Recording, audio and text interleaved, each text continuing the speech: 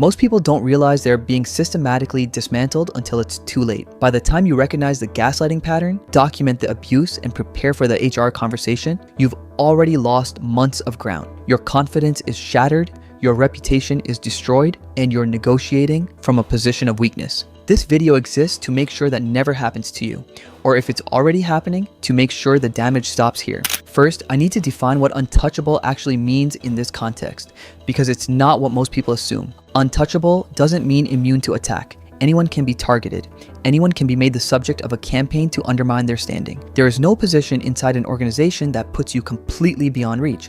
What untouchable means is something more specific, that the cost of targeting you is high enough to make targeting you a less attractive option than leaving you alone. In the psychology of organizational power, this is called cost asymmetry. Consider two versions of the same employee facing the same manipulative manager. The first version has no external visibility, no relationships outside their immediate chain of command, no documented track record of specific accomplishments, no professional reputation that exists independently of what their manager says about them. Targeting that person costs the manager almost nothing. There's no one who would push back. There's no record that would contradict the narrative. There's no external option that would make the employee willing to walk out rather than absorb what's happening. The second version has spent the last 2 years systematically building visibility with senior leadership, not by going around their manager, but by being visibly excellent on cross-functional projects. They have a sponsor above their manager who has a vested interest in their success. They have a documented record of their output that makes arbitrary, negative evaluation very difficult. They have external options, conversations in the market,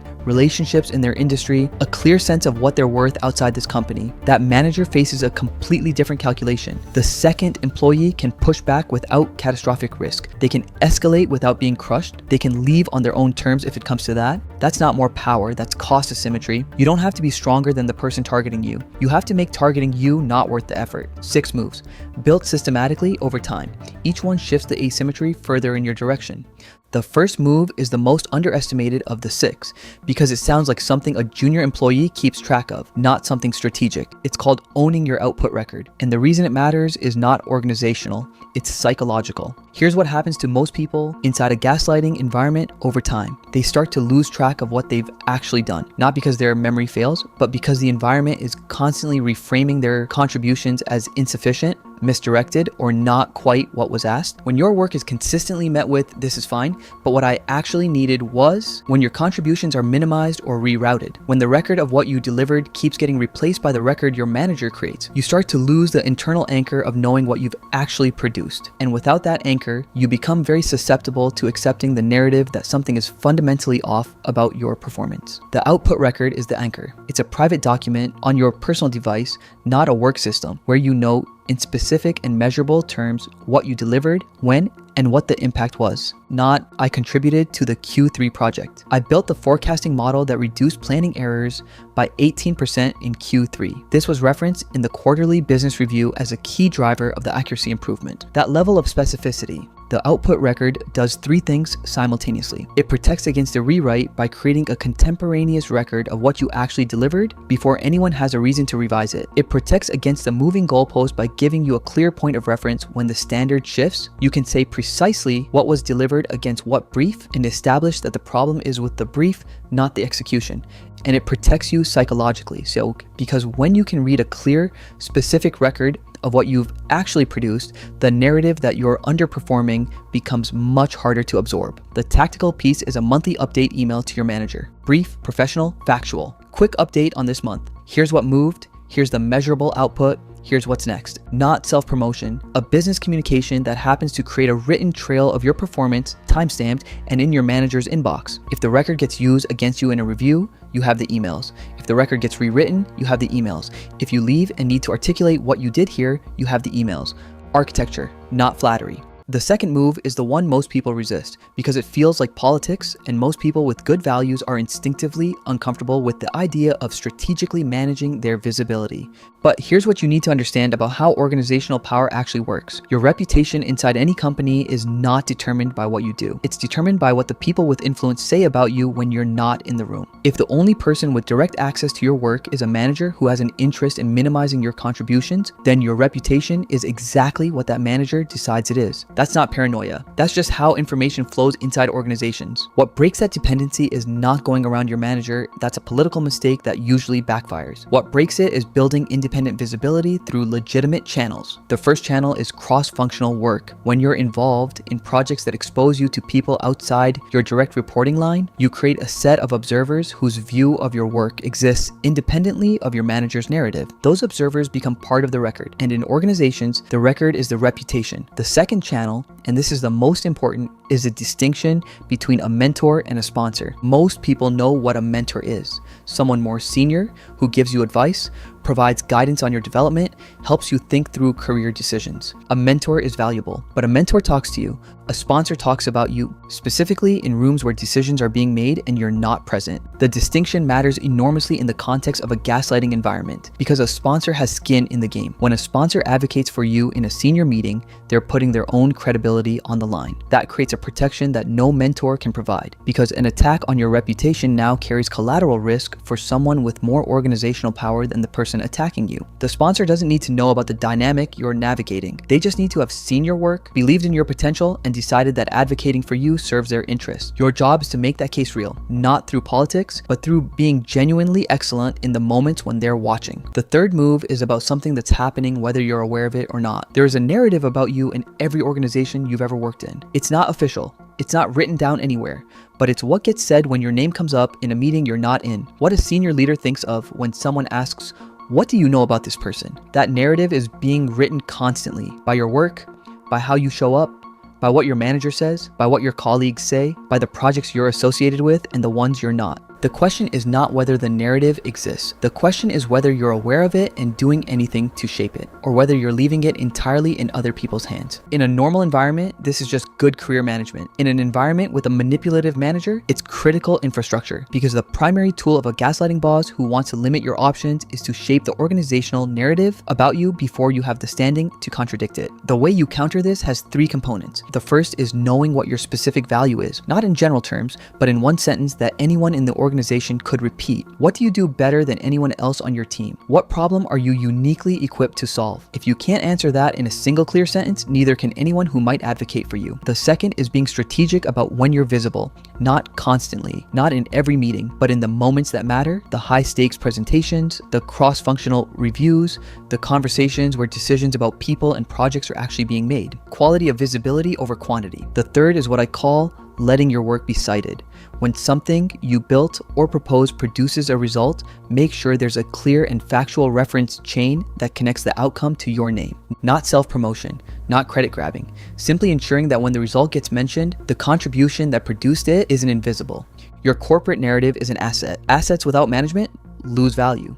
The fourth move is the one that produces the most psychological resistance, because most people hear it and think, I'm not ready to leave. But this move has nothing to do with the leaving. Developing external alternatives is about something much more subtle. It's about how you carry yourself in every difficult conversation when you know you have options versus when you don't. Here's the behavioral difference. An employee who has no realistic external option, who believes that this job is the best they can do, that the market doesn't value what they offer, that starting over would be catastrophic. That employee absorbs things they shouldn't absorb. They accept conditions they know are unreasonable because the cost of pushing back feels too high. They stay silent when they should speak because they can't afford the friction.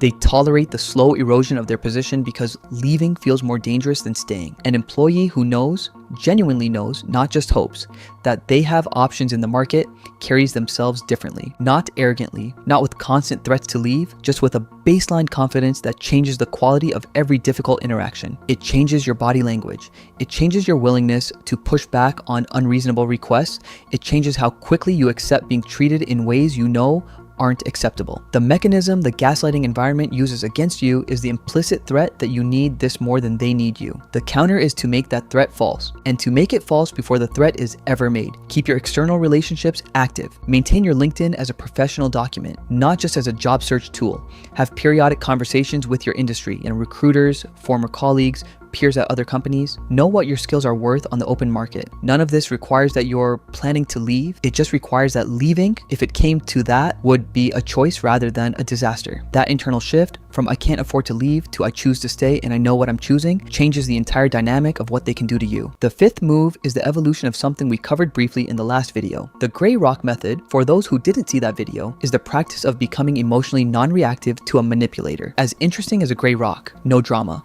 No visible distress, no emotional responses that can be documented, used against you, or cited as evidence of instability or poor professional judgment. That's the base level. The evolution is becoming strategically unpredictable, which is a different thing and significantly more powerful. Manipulative managers operate with models. They've built a detailed map of how you respond, what makes you defensive, what triggers your instinct to apologize, what kinds of pressure make you concede more than you should.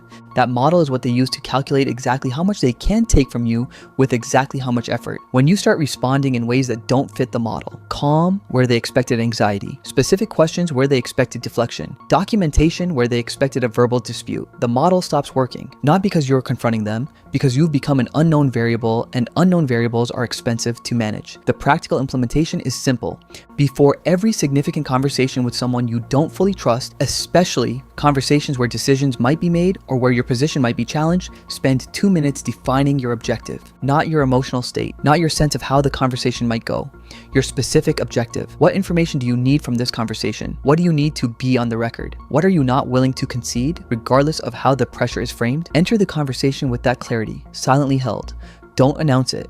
Don't perform it. Just have it. What you'll find is that the pattern changes. The moves that used to land, the sudden changes of direction, the manufactured ambiguity, the pressure to decide quickly before you've thought it through, start sliding off. Not because you've outsmarted anyone, because you walked in with an anchor, and anchored people are much harder to move. The sixth move is the most important of the six, not tactically, strategically, and it's the one that takes the longest to build. Most people in their careers are building upward. The next title, the next salary band, the next level of responsibility. Upward is natural. Upward is how careers are supposed to work. The problem with building exclusively upward is that everything you build sits on a foundation that someone else controls. Your title is something your company gave you. Your company can take it back. Your salary is something your company approved.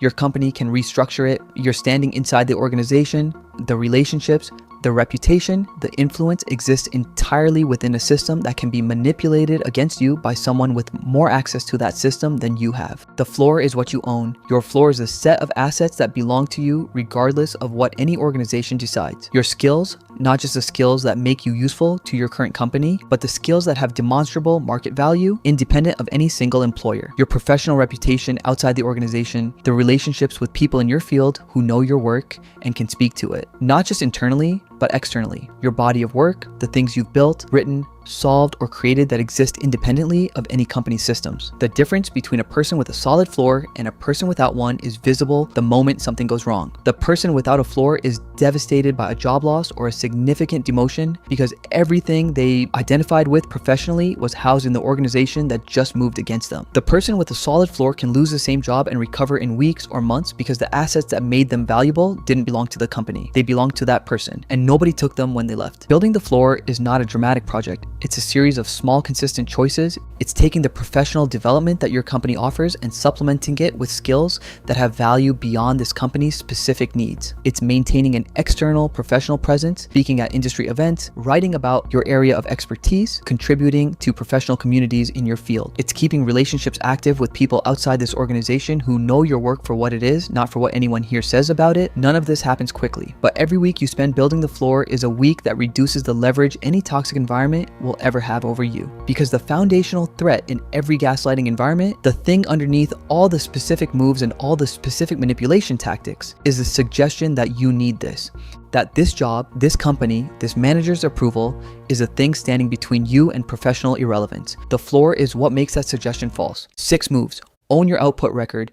Build visibility above your manager. control your narrative, develop external alternatives, become strategically unpredictable, build your floor. None of these require you to play politics in a way that violates your sense of who you are. None of them require confrontation. None of them require you to become someone different. They require time. They require consistency. They require doing a small set of specific things before you feel the urgency to do them, which is of course the point. The person who starts building these things, the week they realize they're in a bad situation, will build them while under fire, with limited energy and compromised judgment against a manager who already has a head start. The person who starts now, before anything is wrong, or while things are still manageable, builds from a position of clarity and strength. The best time to build this was before you needed it. The second best time is right now. The next video shifts the frame entirely. We've spent 3 videos on the people inside the system, the boss, the HR department, your own positioning. The next one looks at the system itself, the structures most companies use that appear to be neutral management tools and are designed to be something else entirely. Performance, reviews, physical office design, compensation cycles. That's linked on screen. Subscribe if you want to keep seeing clearly. There's more where this came from.